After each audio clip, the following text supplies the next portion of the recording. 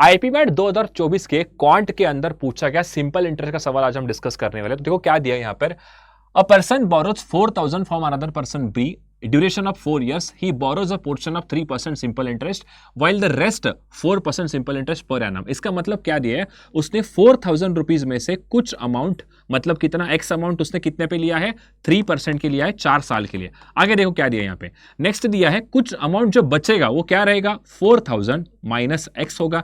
ये अमाउंट उसने 4% पे लिया है फॉर द 4 year। आगे दिया है if B get 520 as a total interest, यानी कि टोटल जो इसको इंटरेस्ट मिलता है वो कितना है, वो 520 के बराबर है। आपको पूछा यहां पर यह है कि पर्सन ए ने यहां पर जो अमाउंट 3% पे लिया था वो कितना है करके, यानी कि मोटा मोटा हमें एक्स वैल्यू यहां पे निकालने के लिए बोला है।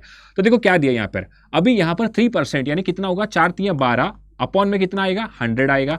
आगे देखो प्लस 4,000 यानी कि 4% यहां मल्टीप्लाई करना है, मतलब 4 4 16 हो जाएगा, 16 4 होता है 64, यानी कि 64। आगे आपको कितने जीरो आएंगे, आगे केवल एक जीरो, क्योंकि यहां से जो परसेंट है वो यहां से डिवाइड होकर कट हो जाएगा। आगे दिया है 4 + 16 मतलब कितना होगा, 16x अपॉन यहां पर 100 आएगा। तो देखो ये 640 यहां पर 520 दिया है, तो पूरे यहां पर आप अगर देखोगे तो -4 बचता है। आप इसको इस तरफ लेकर तो बचेगा 4x अपॉन 100।